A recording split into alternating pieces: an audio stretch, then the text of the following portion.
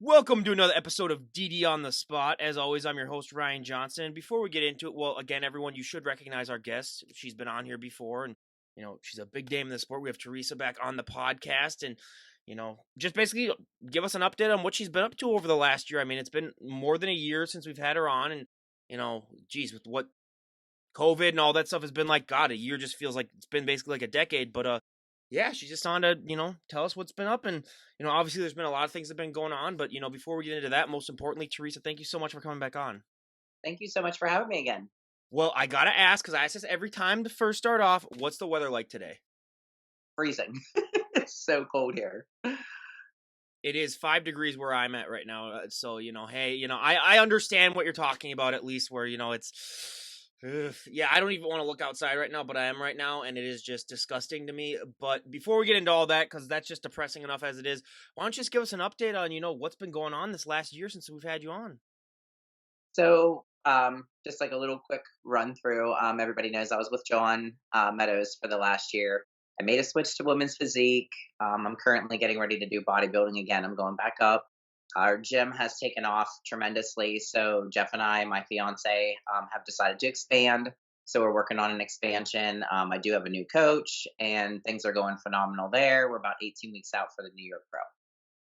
Well, and I did want to talk about it. John Meadows, everyone knows Mountain Dog. He was such a huge influence on the sport. And I have not met one person that had nothing but the positive things to say about him. And that's very rare, just even in life, to have someone like that. What was your, experience like with him? Because he just seems like he was one of the good guys in this entire industry. I had an honor to actually like get to work with him hands on, meet him and know him as a person. He was very open arms and takes everybody in. And his family is beautiful. Everything he aspect that he talks about in the fitness industry, the information that he gives and provides, is phenomenal. He's extremely missed, but I'm glad that, they chose to keep his YouTubes up, and his website up because his programs are still up there and they're very knowledgeable. So I highly recommend if anybody's looking for any type of, program just to try, to go click on the link and, purchase one of his programs because they're very informative. They're not just for bodybuilders, they're for all walks of life. So, but he's extremely missed, but I feel his legacy's been able to move on with everybody.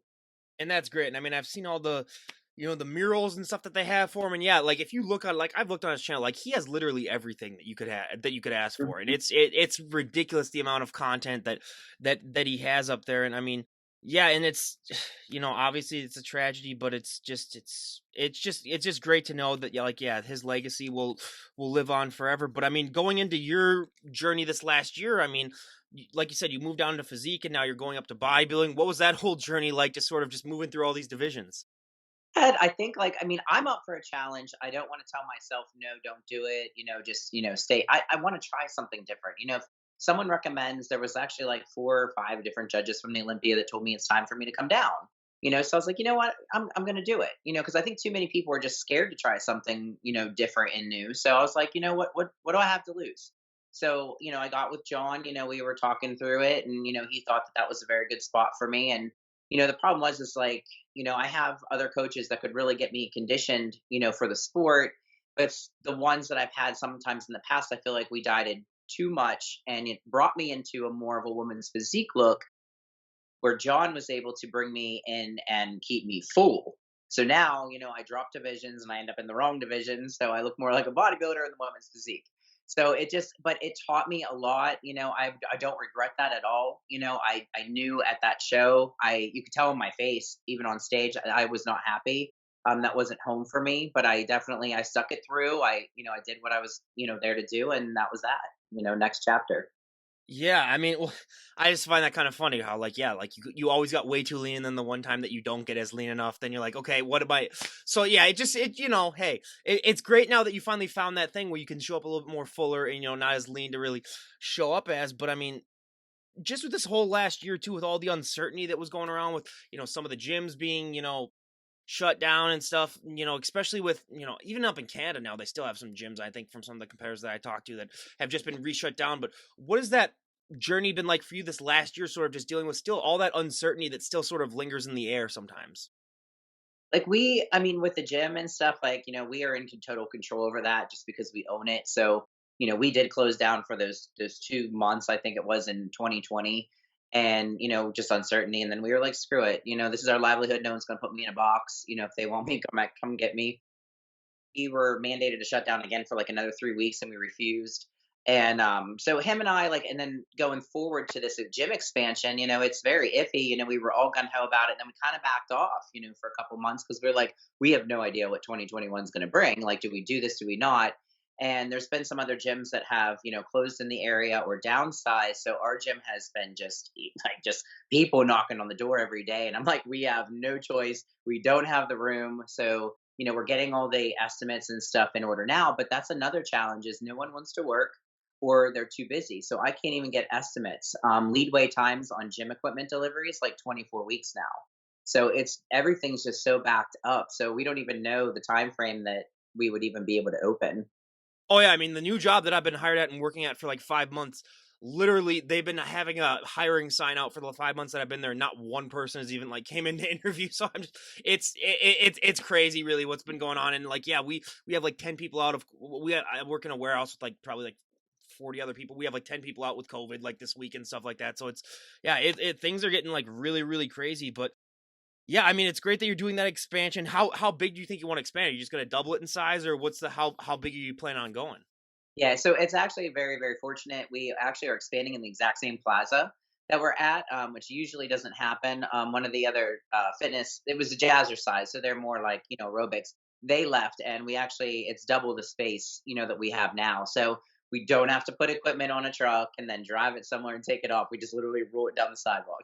So it'll be way easier that way. You just said jazzercise, and oh my god, that brings me back flashbacks. My mom was a jazzercise queen, basically, where that's all she ever did. But like, oh my god, just I'd hear like those stupid VHSs playing in the morning when I'd wake up and stuff like that, and it's oh Yep. my god, yeah. So that hey, thank God you're taking over one jazzercise at a time. Just take them all over, Teresa. I mean, that's the dream then right there. But no, that is just great. And I mean, when it comes to just how you change things up, especially this last year with your training too, to come into more of a fuller look. How did you did you mix things up at all, or was it sort of just your nutrition that really you think changed things up to give you that different sort of look going into last year's shows?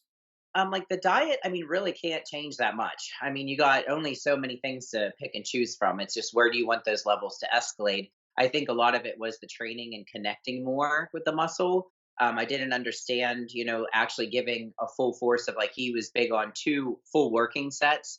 I mean, it wasn't, 3 or 4 sets. It was like, let's find the weight in 3 to 4, sets. Then once you get there, give me all you got. And it was really a focusing on the stretching and the squeezing and like pulling with the muscle, squeezing the muscle out. It wasn't just get in there and pop out 3 sets of 10. So there was a lot more difference, in push that way.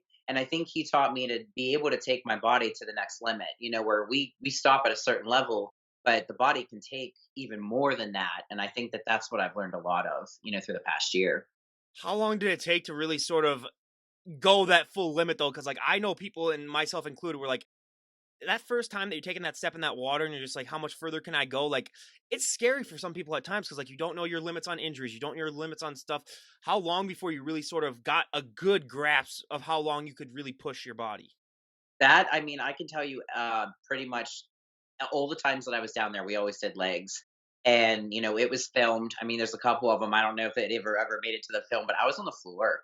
I mean, we were actually training in a barn because the gym was being built and there was no AC at the time. So it was like those 95-degree days, hot humidity. Like I couldn't breathe, and then we're pushing and pushing. And I'm like, oh God, I can't tank out now. John's here. Like, he's just going to yell at me. I'm going to disappoint him. So you would over push. And then once that set was done, you either needed to find a fan, put water on your back, or do something. But it was like, this is a level I've never hit before.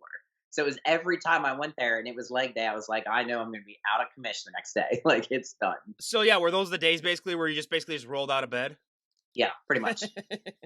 After it was about an hour after the first day I trained with him and my fiance went back to the hotel. I'm like, I'm done.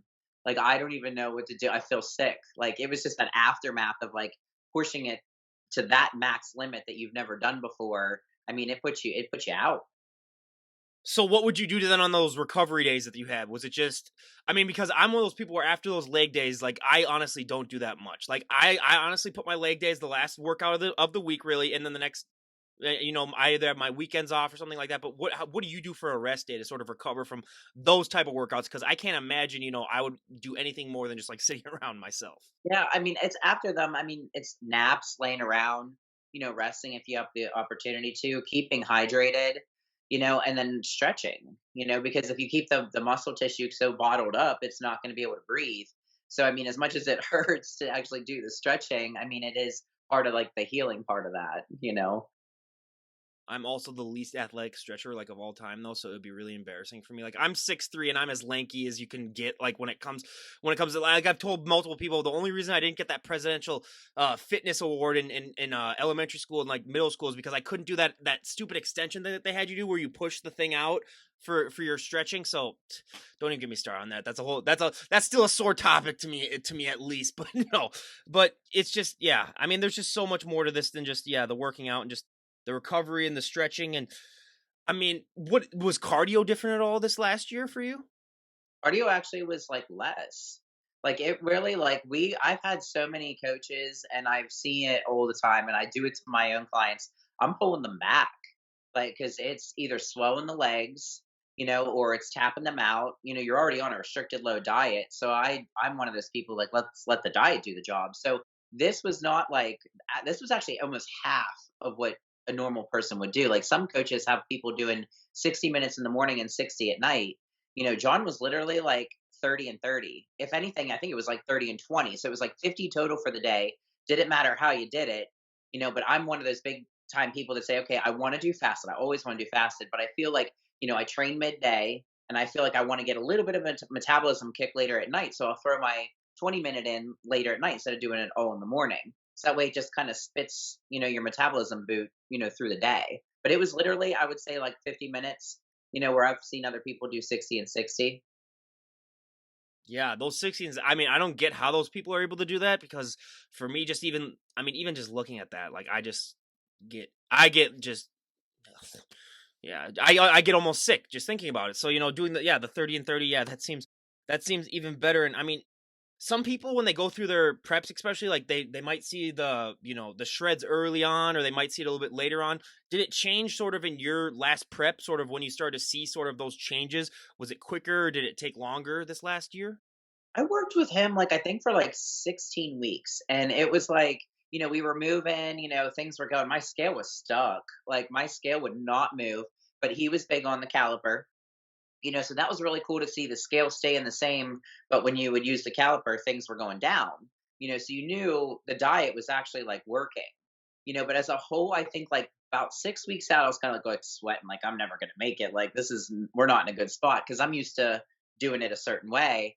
And I just like it's like all hands on deck. That's why I hired them. I'm just gonna trust them and do our thing. And it was literally once you get into 4 weeks, things just start flying. And the body starts moving and a little bit more food gets pulled and then you're there. You made it.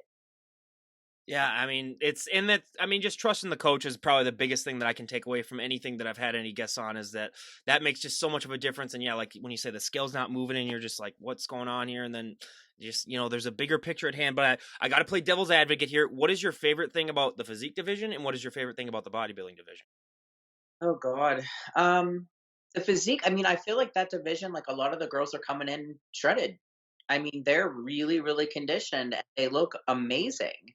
And I feel like a lot of the times the women, don't come in as conditioned as a bodybuilder. So I mean, I love the aesthetic look and that feminine, symmetrical balance that these, women physique girls, are bringing. And then like for bodybuilding, I miss that lat pose, because we don't have that. Like, so I like the poses of a bodybuilder, much, much better. Well, and the closed fist too, because I mean, like, let's be Yeah. honest, it's like doing a front double bind, having your hand out like that. It's like, come on, like Yeah. let's yeah. So that makes it look feminine. It's like really, it's like, come on, you're still doing a front double. Yeah. So I just don't even get me started on that because that's a whole thing to me where it's like, really, come on, that really makes that much of a difference.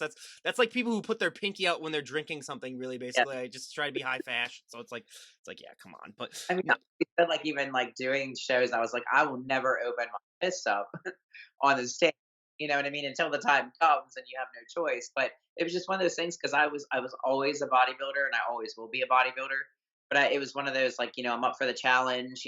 John kind of agreed and we kind of just went with it. But it was like I said an eye opener, and I miss bodybuilding. Yeah, and I mean, hey, obviously there's just such a vast amount of difference, which is why I like to sort of flesh that out, because most people are like, oh, they do some of the same poses and they do all that. It's like, no, there's a lot more. And like you said, the lat spread, you don't really do that, in the bodybuilding, or and I mean the physique division. So yeah, it's just a lot of change. But I mean, with your posing routine, I mean, you did have to mix things up and stuff. Are you Was it anything drastic, really? Because obviously, like we said, there's a pose that you don't do in physique. There's also, the hands open stuff. But in any other ways, did you sort of mix things up for your physique routine as opposed to what you do for bodybuilding? That's a cool thing. I mean, with routines, there is no dead set on what you have to do. So that's where you'll see a lot of those mixed type posing because a lot of the girls in the physique division, that lat spread really makes their physique pop. So then they'll add it in their night routine because it's entertainment, and you're showcasing your body at its best. So you can actually use those type of poses, whether that was part of your division or not. I see a lot of girls using, classic physique poses. So we get the chance to intermix and really just showcase the body the best that we feel showcases it. So there really was no difference, in terms of the actual like style of the routine. Now this year, I'm actually working with a professional dancer. She teaches at Slippery Rock in Pittsburgh, and it is all hands on deck. It's contemporary like art, so it's going to be a whole different ballgame to what people have seen on stage before. Because I'm intermixing dance, which at that level they don't like muscle tissue, and bringing it into a bodybuilder and just classifying it up. I was just about to ask that. Like, has your instructor found it a little bit difficult to deal with someone that has significant muscle mass as opposed to the normal dancer body? Where I mean, obviously, you probably can't do some of the moves that like she could probably do. So you're gonna have to find different ways to sort of, mix it up a little bit. It's try right now.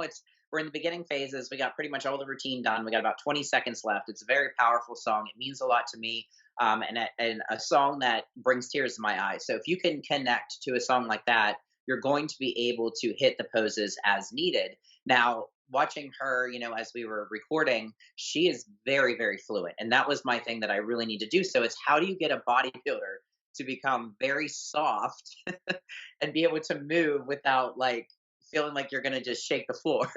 So there's a lot of things that we've been trying, and the flexibility. There's a lot of movements that are in that routine that I really got to practice because otherwise I'm not getting off the floor. It's not going to go too well. Please don't tell me it's like an above ground studio. Some people are like, "What the hell's going on upstairs?" or something like that. They just hear like the floor shaking Yeah, and stuff like that. Like, what the hell's going on up there? But no, yeah, that's hey, and I appreciate that you're doing something like that because most bodybuilders would not even dare to try something like that because they're like, yeah, I couldn't do that. So I really think yeah, it will mix things up a lot, and it really might make a big statement about it because yeah, I wish it would be there'd be more stuff like that too because it just yeah, I mean obviously it's going to be a lot harder because of the size that you have, but it just means that you're going to need to work a little bit harder on it. But hey, I'm all for it too. But I mean, going into this season and well, especially with this last season, with everything that happened with just there's a lot of deaths in the sport, and I mean I think it really just brought a big sort of understanding to people that might not follow the sport as much about some of the extremes that people go to, and just how this is not it's an extreme sport. It's not just like a simple sport like like baseball or so, even though baseball players don't even get me started on that. But I mean it just goes to show like how much more there is to this sport than what meets the eye. And what I mean, obviously, as someone who's been in the sport for as long as you have, I mean, about everything that goes on behind the scenes, and about some of the extremes that it takes to even be a pro bodybuilder. But what was your reaction like, just sort of seeing this whole year sort of break down, and just seeing how it does seem like hopefully that there has maybe a little bit of change happening now with a lot of more people just realizing that like there's an extreme that people go to, and maybe things need to just be changed up a little bit more to help protect the athletes. I'm working with a company. I've had two calls with two LA directors, on doing documentaries for the female bodybuilding side. And the one that actually has been pushed so far has been Beyond Bodybuilding. And they have come up and we've already started a B-roll film, so we filmed all day. We did segments in the gym with just a regular interview, and we did some, shots, training. And then we went to my choreographer dancer's, house, and we did some movements there. And I think what is, I mean, explaining bodybuilding to the general public a little bit more in detail on why we do it and all that's involved. We are not just, tanned up, shredded bodies on stage with a bikini. It's how we got there, the expenses that we expend, the supplementations, that we need to be precautious about, and keeping the feminine, classy look, to this side of the sport. So it's attainable for generations, down the road, and it makes people want to become a bodybuilder or a fitness enthusiast, at some point. So we're really working hard to give the positive outlet to the women's bodybuilding side of things. And that's great. I mean, I can't wait for that. You just gotta let me know as soon as that gets released, and I'll plug it on here because that does sound amazing. And yeah, I mean, that's and it's just great that they're able to, promote some of that stuff like that, because then, like, you see all the stuff that might be going on, and then just to have that sort of, like, other perspective, like, yeah, this is why we do it. I mean, it's not like you said, you're not just a bunch of tan people that just walk up on stage, which, I mean, the general public, unfortunately, there are some people who I've talked to, and I'm just like, yeah, I have a lot of bodybuilders on the podcast, and they're just like, "Oh, yeah, those are the people who just go on stage and they pose and they work out and stuff like that." It's like, you got about 1% of it down. You got some of the basics, but I mean, there's just so much more to this, lifestyle. But I mean, going into this year too, I mean, do you have any shows in mind that you're thinking of already doing? I mean, well, like you said, you already said you're like 16 weeks out from a show, but other than that, is there anything that you have in mind? Obviously, the Olympia and stuff like that, but anything else really on your radar? So the sponsorship thing just came out for Wings of Strength. So I'm going to enter in that again. I'm actually going to do that right after we speak. And the coach and I have decided it was a toss up between doing the Indy or the New York Pro. And I'm one of those people that I've already done Norfolk Pro twice. I've done Chicago Pro twice, and I want to be able to hit them all. So we're going to aim for the New York Pro. He's already messaging New York Pro champ, so I'm dead set on I want to win that one and get my acceptance for God, the he's Olympics. putting a lot of pressure on. He already messaged you as the New York Pro Champ. It's like, come on, buddy. It's good motivation. Yeah, It's yeah. very good motivation. And it's believing in yourself and showcasing yourself the best you can, because we know at the end of the result we all want to be up at that Olympia stage again, this year. And I was there for the first year of the opening of women's bodybuilding, which was an epic time to be there. But I think that first show, it's just like it's no different than an amateur show. You're at the Olympia for the first time. Jitters are there. You don't know what to expect. So it's like you're kind of starting all over again, because like you made it to that big show and you're just nervous. Oh hell. So I want to come back knowing what I know now, about that show, to actually bring in a much better placing, at the Olympia. Yeah, and it's, just, with these shows and just how they work and stuff. I mean, it's just, I mean, that's the most just fascinating part to me. But I mean, have you seen, especially in this, like we've talked about with a lot of competitors, like bodybuilding, it changes over the years, what they want for looks. I mean, it even changes year round. I mean, just by yearly basis, basically, where it's like they might want a little bit more of a leaner, they might want a little bit more of a fuller look. Do you have any idea sort of what this last year sort of has made on the impact of like what they might want in a show? Because I mean, like the year before that, they want a lot more of a leaner look where it's just like get shredded as possible. And then it seems like maybe with this year, they might want, something else. Again, this is coming from a guy that's never competed in his life, so don't take my word. Take my word with a grain of salt, everyone. But has there been any overall thing that you've seen sort of with a change as to like maybe the criteria that they might be looking for? Like for bodybuilding, I mean, Andrea Shaw's got the look. I mean, she's completely full muscle belly. She's not like 100% like diced and grainy and dry. Like it's not gross. She's got every line you could possibly think of, and when she flexes, it's there. I mean, so that's literally what the protocol of women's bodybuilding is. You're not all dried out. You got the full muscle bellies. You're not, overly conditioned, but when you need to flex, everything's there. You got your stridations. Where I feel like the women's physique, where I touched, on that before with Shanique, where they made that big difference between Sarah and her. I mean, it wasn't supposed to go diced and shredded again, for year two. And it ended up that way, and then there was a lot of talk that, Natalia was told to, not come in as conditioned. And then the year that she did it, Sarah won. So it's just miscommunication. I think that the same thing is like no matter what you do in terms of a sport, if you've got seven different people, judging a panel, everybody has their own like opinion on what they feel should be that, sport. I feel like all those people need to be on the same page, to get that same end result. But there's still, at the end of the day, the points add up, and that's how it falls. I mean, you mentioned Andrea Shaw, and that just brought my mood down because I mean, I've had her on; she's amazing, but like, we're not gonna have another Miss Olympia for like the next 2 decades, basically. Now it's just it's like, come on, like it's just not even fair. I mean, it's like obviously, yeah, you can obviously give her a run for her money and stuff like that, but it's like you said, like yeah, she is. It's not even like I almost had to get a bigger screen when she came on to fit her in because I was like, okay, this is like what's going on here, really, everyone. But yeah, and that's and she is, I think, yeah, she's a great flame holder for the for the bodybuilding division for females. I really think it's great, but yeah, yeah, it's hard to go on stage with that, but hey, more power to anyone, anyone that really does it. But like you were talking about though too, with just the competition season that's coming around and just with everything, what was your off season like this year, especially with like you said, you had that extra added, you didn't come in as shredded before, you came in a lot more fuller. Did that sort of make your off season a little bit easier when it came to putting on some weight? This time around, like, I mean, I definitely had a longer off season. I usually don't, because right after the passing of John, I threw in the towel. I was like, no one's replacing him right now. I'm not even in the mood. Like, I can't. If it wasn't going to be John to take me through the rest of the year, I wasn't going to do it. So I actually had since I think July. I mean, I really wasn't doing anything, and then I, got in contact with the new coach, and it was the way he does things differently in terms of like, okay, let's get a little bit bigger. I got bigger, but I stayed lean. It wasn't so sloppy this time around. So I really like the style of that, knowing that we can grow and it doesn't need to come from a surplus of, gross calories. So, I mean, I stayed comfortable. I mean, I usually get up around like 183, 182 ish. And this time I'd never even hit, like, I had maybe hit 180 once, but I'm still staying around 177. Like, I have not budged from that for like literally probably 2 months, and the food's just been changing. So I'm being able to hold more muscle tissue this time around.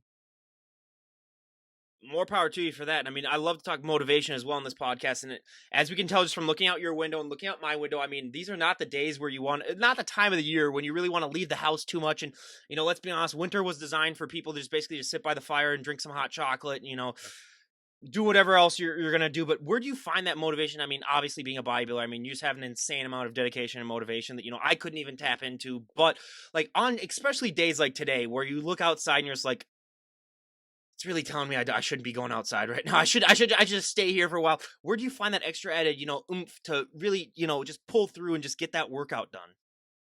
It's a little bit different for me because I have my gym. So regardless, every day I have to be there. But at the same time, that can be a little bit, taxing because we never get to physically leave our job to actually go train and decompress.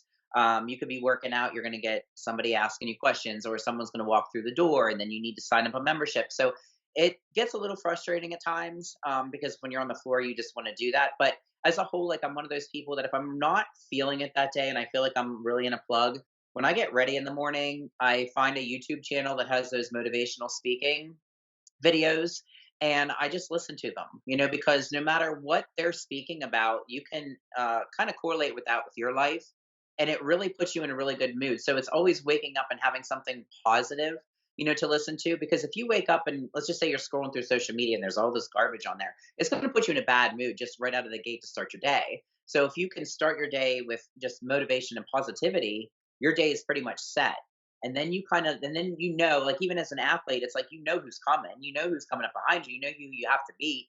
And there's been days I'm tired and or I don't feel good, and I'm like, no, I have to train because the person that's going to be standing beside me on stage, she's already doing it, or maybe she did it even better.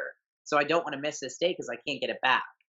So it's that fire that, I mean, I know that what I need to do at this level, but for any general public, it's know what you want, like, know what results you want to get. Because if you make an excuse today, odds are you're going to make an excuse tomorrow, and then it's going to be a whole month before you decide to get back on and do it again, and then you could have been so far ahead. So it's just that positivity. Well, I got a solution for you. Just print your own custom T-shirt that says "I'm working out now. Stay the hell away from me," basically, and just wear that when you're around the gym, and you'll have no problems. See, that's a problem that like I would never think of too. It's like, yeah, you always sort of have to be at your job if you're working out where your gym is and stuff like that. So yeah, and for me, as you can tell from my hyperactivity, that my working out, that's the one time where I can sort of like decompress and de-stress. Where literally, like, I had a roommate in college who wanted to work out with me, and I told him, I was like, hey, I like you, but there's no way in hell. Like, it's not gonna, that's got to be my time where I just got to be like, hey, just everyone stay away from me. Don't talk to me. Obviously, if you come and talk to me, I'll be Yep. nice and talk to you back. But it's like in my mind, I'll just be like, come on, don't do that. But I mean, when it comes to just sleep as well, like we talked about this on the last podcast too, but like, did your sleep change at all this last year, especially with, maybe coming in a little bit fuller? Maybe hopefully you're able to get a little bit more sleep than you were from these last few preps. I mean, I've always been one of those people, like, when my metabolism would get up super high, you don't sleep and you're constantly running. But, these last couple of preps, and I think just with everything going on with the gym and just being so busy, it was like head on the pillow, lights out. I mean, and that's literally how I run. And then it's like you wake up and I mean, I don't even wake up in the middle of the night. But again, it's like we, talk about is like, if you're one of those people that scroll on your phone, till the second you go to bed, your brain's not going to shut off. So you have to get away from like the electronics and stuff if you really want to get into that deep, REM sleep and fall asleep quickly. If not, you're going to sit there and be restless all night. Meanwhile, I got up at 5:30 thinking that it was 8:45 and that I was late for this, and I was like, "Oh." And then I was like, "Oh, wait, it's not even light outside." And then I looked at my phone and it was like 5:30. Then I got up again at 7:30, and then I was like, "Okay, finally." And then I set a 15-minute alarm for my clock then, and then I got up then at 7:45. So, yeah, you need to teach me something or something, because yeah, that is just for me. Ugh, God, my Well, sleep. there's Don't even. there's one motivational video, and I it's the dumbest thing, and she says the same thing in there, and she's like, every time my alarm goes off, I pretend that NASA's there, and I count like 5, 4, 3, 2, 1, and then she made it a habit, and every single time that she has her alarm go off, she's up. So it's intermixing things and making a habit of it. But that's in every motivational video that I actually listen to. But it is the slickest thing, because if you don't, then you just hit that snooze button over and over again. Well, see, one of my problems was too, like, probably like 4 or 5 years ago, I used to have, just for that purpose, I used to have one of those like old school alarms where like you just have to press it, and then like it wasn't even a phone or anything like that. But my body got so used to sort of doing that motion that like I would do it and I'd still be asleep. Then where I would just accidentally turn it off, and then I'd wake up and I'd be like, I was supposed to get up at 8 o'clock. It's now 10:30. So yeah. So that was a problem back then. So then I kind of realized that, like, yeah, now I have to have it where my phone has to be at the other end of my room. So I like literally have to get out of my bed then to go and turn it off. But I've also had other times too where I've realized that like if I just let it ring for like 10 minutes and just power through, it's gonna Yep. shut itself off eventually. So True. oh my God, yeah. I figured out any which way to, get in that extra bit of sleep. I will honestly try to get, but we briefly touched on this too last time, but I want to touch on it even more because like the last time that we had you on, you had a little bit more of an off-season look on than you sort of do now. But I mean, like, you're not the average looking woman, and like you probably touched on a lot in that thing that you're filming. I mean, like, I was compared to sort of like being a mini celebrity when you walk out in public, because like you are going to draw people's attention. I mean, especially being at your gym where people are like, what's going on over there?" Really, basically with Theresa. And then, but like, has that been easier for you to accept that as your career's gone on, sort of that just that extra added attention that you are going to get? I mean, I'm one of those people that, I mean, I first off know where I come from, and I never ever ever put my name, up on a pedestal anywhere. And we have numerous people that come into the gym and even ask my fiance why she's so humble. It's because I like doing what I like to do, and when someone comes up and approaches me and stuff like that, like, yeah, it's rewarding, and a lot of people will never get to experience that. But I take it like a grain of salt, and I answer questions or I take photos. And I touched on that, before. I'll be in the airport and somebody will be like, "Oh my God, I follow you on Instagram or whatever." I will be the one saying, "Would you want a photo?"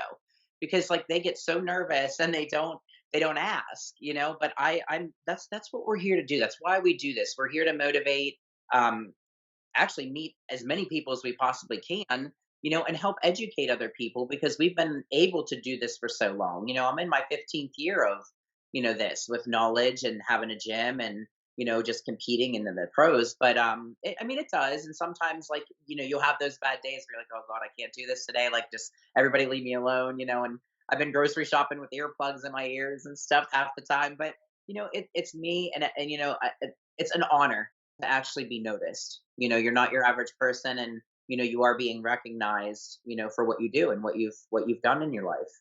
Please tell me on those bad days if someone comes up to you and says like, "Hey, do you work out?" Just tell them no. Never touched a weight in my life. This just I all was came. This I is was all born. came. I just fell asleep one night and I just woke up like this. Yeah. Yep, yep, exactly. I did that a couple times in college, and people would be like, "Hey, did you work out?" And I just wasn't feeling it today. I was like, "No, I just eat hamburgers all day, every day." And this is just happened. What can you do? Yeah, what can you do? So, yeah, no, but yeah, obvious, and it's great that you have that attitude. Yeah, because just yeah, and it's that's an important thing, especially to growing the sport too. Is yeah, just to try to reach out as many people as possible, and that's why I remember because I watched our podcast before we did it. I watched it last night, and I remembered you were saying that just as important as reach out as many people as possible, and that's definitely a great message to have. But where would you like to see the sport of bodybuilding progress? Like, is there sort of like an end goal that you personally would like to see the sport at, or do you like it? Do you like it enough as it is right now that you don't think there needs to be that many changes? Or like in an ideal world, that kind of goes off the question that I asked you last time of like if you could change one thing about the sport, what would it be? But like, where would you like to see the sport overall? Do you have like an end goal of where you'd like to see it at? I mean, I think because of how many people actually do it, I think that it should get the notoriety, as NBA, NFL. Like why can't we Well, I mean, they bring used to have the competitions on ESPN. I don't get why they still don't have that anymore. yeah, I mean it's the same thing. NPC, IFBB, like we're no different than those type people. I mean, we don't yeah, the platform's way different, the pay is way different. And I just actually had this discussion with somebody else too. Is like we don't have a designated off season. And I think that that's one issue, with any sport, like whether it's football, basketball, whatever, they all have an off season, a mandated off season, which I feel that everybody needs because some people are just running this vicious cycle of constant preps, not getting off of supplements, not, getting the right amount of nutrition to the body because they're constantly on this lean diet where it's almost like a mandated, okay, from these amount of months, there will be no shows offered. It doesn't have to be, it could be 3 months, and that's it. But have an off season no different than like, all these other sports and make everybody, get healthier, and get ready to actually start the season off and then bring it to the mainstream, get it up there on ESPN again. I wish they would have like a mandate off season too, because yeah, I've talked to a handful of those people who I've been on prep since 1993, basically, where it's just like, Hmm. what, like why, like what, like, what are you doing? And then they're like, oh yeah, I try to keep this look year round, and it's like, oh But I think okay, yeah.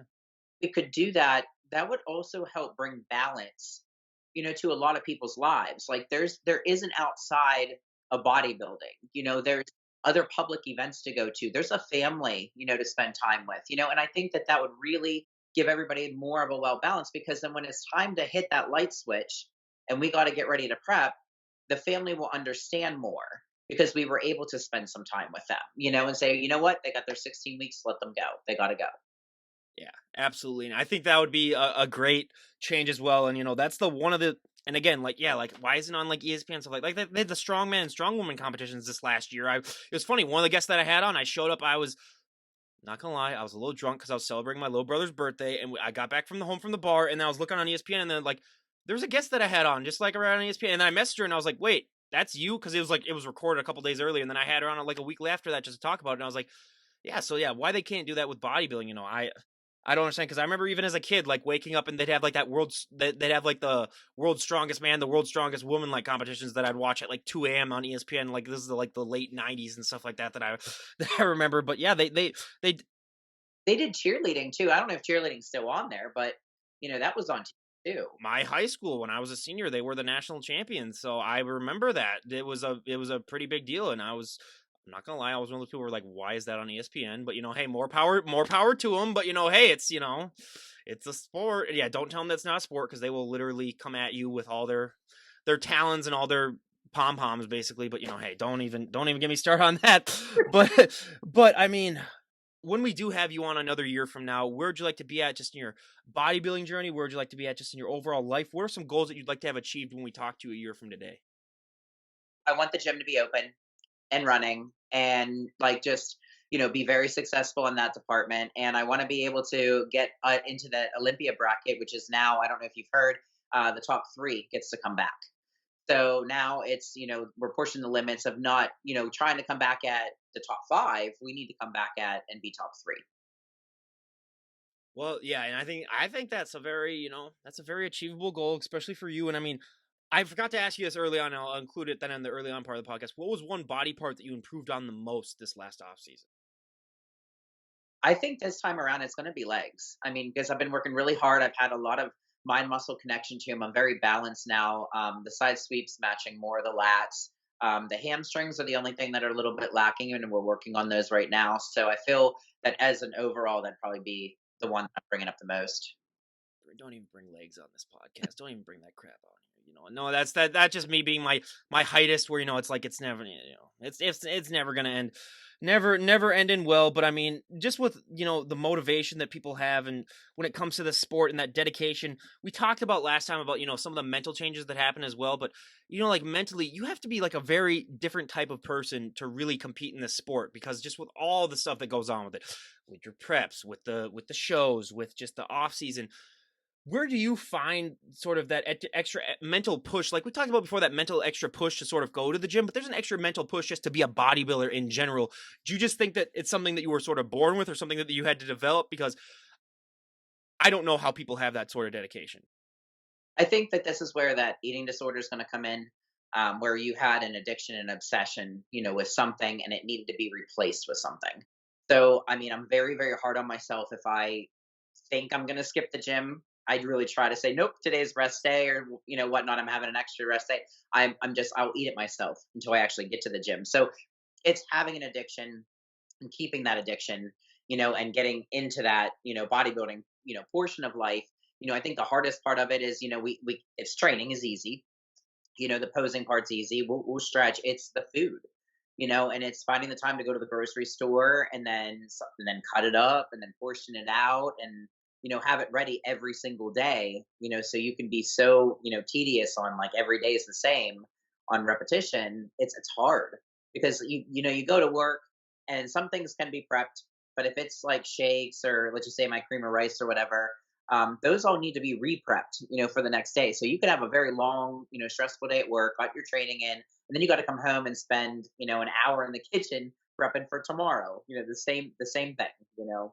She did mention posing easy, so I got to mention to everyone she is one of the one percenters. Then I guess because that's the hardest thing out of all the three that I hear of almost from every guest. But good for you, at least And yeah, I mean, the nutrition is definitely the most time consuming. But yeah, that's just. Ugh. Yep. I don't even get me. I mean, that's hard. So, do you, when it comes to your nutrition, do you meal prep at all, or what do you do? Because I mean, just the amount of times that I talk to people, it's like, oh yeah, every Sunday I spend the whole day making my meals, and I was like, that sounds like a fun weekend. Yeah, I mean, that's the thing people don't understand. Like, we work full time. Sometimes we're there 12 hours a day. And it's on the weekends, that you spend grocery shopping and cooking and prepping and all that stuff. So it's like, where's your life? Really don't get an opportunity. Everybody's like, what do you do for fun? I'm like, I don't do anything. I cook for fun, damn it. So yeah, I have some food prep companies, the Chicken Pound and Flex Per Meals, and I get stuff from them. But at the same time, I still go get other chicken because I can't have enough chicken. Like it's ridiculous the food that I eat. Even from Flex Pro, I still have to portion it, and I still like things, either seasoned or cooked different. So I will cook bulk of rice, any vegetables, and I will actually portion them out and put them in my freezer. So if you go in there right now, it's like a big vending machine, and I can pull food out for the next 3 days and then let it thaw in the refrigerator and I'm ready to go. But it's literally, you have to have a day where you're over bulk cooking, like I'll do 20 pounds of chicken at a time because and that won't last very long, but it needs done because you're not going to cook chicken every day. That poor cashier that has to check you out with that 20 pounds of Yep. chicken. Jeez. But I mean, lastly, we just got through the holiday season, and did you allow yourself to enjoy yourself a little bit food wise, or were you still kind of because I mean it's off season, so did you allow a little bit of flexibility in your diet, or were you just still have that goal on the prize and you sort of just stuck straight through things? Yep. I literally didn't have anything. There was no pies. There was no cookies. If anything, it was like, some Flex Pro cookies, that was a protein cookie. But no, I mean, because I think like at this level, I know what I want to do in order to get one more level up because I already made the end. I can't go any higher than the Olympia, but now it's twisting those, your points, and getting up a little bit higher. So even though that I'm not even close, I still feel like the cookies and the pies and the cake at this level is going to push me back. because I'm just going to have to work twice as hard to burn that off to get another step ahead.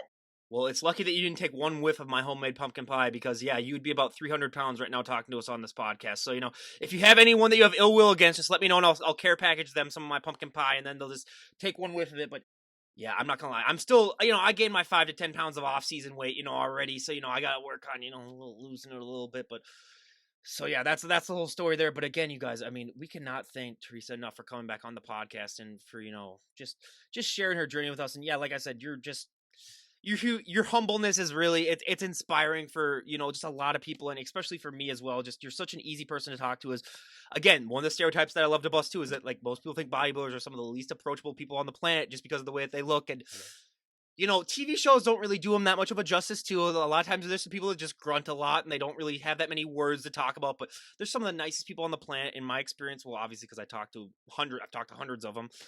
They're so easy to talk to, and you're a prime example for that. So I just want to say, just keep doing what you're doing with this. And yeah, hopefully, if the sport had a couple more dozen people like you, we would probably be at a higher level right now when it came to exposure. And I really do think it's sort of getting there. But again, thank you so much for coming on. I really appreciate it.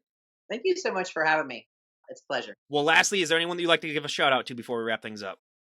All my fans and my friends, that have supported me. It's going to be an amazing ride this year, and I'm going to bring out a lot of different content. Have a lot of stuff for you guys. Follow me on Instagram, Ivancik _ IFBB Pro, Facebook, Theresa Ivancik, and my YouTube is Theresa Ivancik IFBB Pro. Absolutely. I'll leave a link to all that stuff down below. And again, you guys, this is Ryan Johnson, DD on the spot, signing off. Have a great day, everyone.